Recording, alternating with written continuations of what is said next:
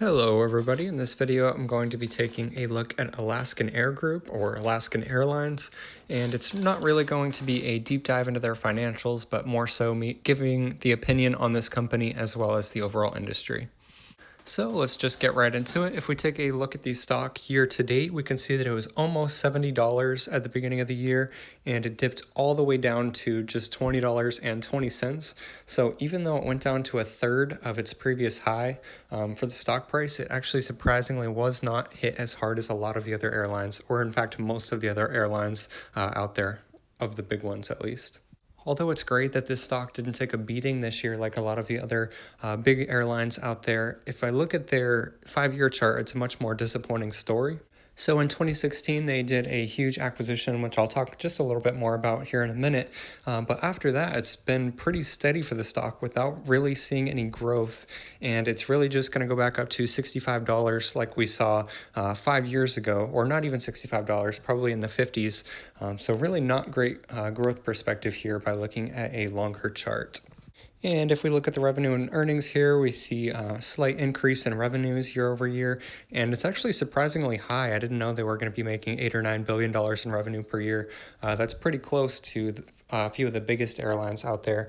And I've never flown Alaskan, so I just didn't know it was quite this big. And then relatively steady earnings year over year with a little bit of a dip in 2018.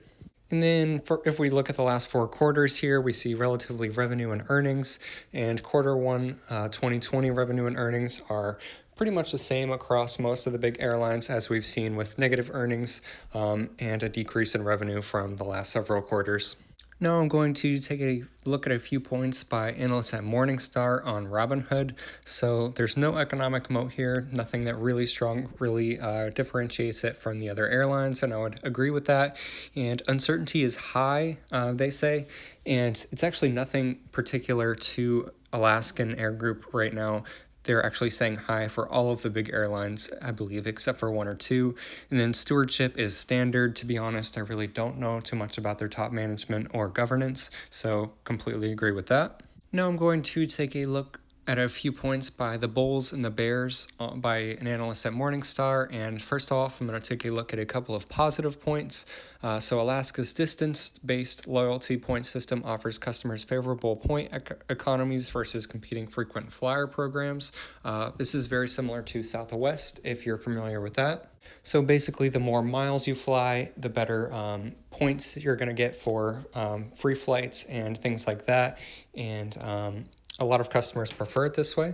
And then the second point here is that the acquisition of Virgin America enhances Alaska's strong presence in the West Coast, and it's actually by far the dominant player, especially in Hawaiian flights. Especially with that 2016 acquisition, there's really not any other big players out there from Hawaii to California, and they by far have some of the best flight options. Now I'm going to take a look at a couple of negative points by an analyst at Morningstar, and the first one is that acquiring Virgin America comprises fleet commonality. They're all using Boeing, which is kind of a bad thing. They're in a pretty similar situation to Southwest. It's a bad idea, especially since Boeing is having so many issues right now. And it also says it worsens employee productivity. Not really sure what that's talking about, to be honest. Don't know why that would be an issue. And then the second one is a much bigger issue, is that Southwest expansion into the Hawaiian markets will pressure Alaska's advantage in California markets. And I was saying that this was one of their big advantages, is that they're one of the best players in the West Coast. But if another huge airline like Southwest comes and competes with them directly, I'm not sure if Alaskan is going to be able to outcompete, but that kind of remains to be seen for the next few years. But I really have my doubts if they're going to be able to outcompete with Southwest, just because Southwest is one of the best airlines out there, in my opinion, right now. I've made probably 7 or 8 other brief stock analysis videos on airlines just like this one, and this is probably going to be the last airline I take a look at for some time, so be sure and go to check those out if you enjoyed this video. Subscribe for more content, and thank you so much for watching.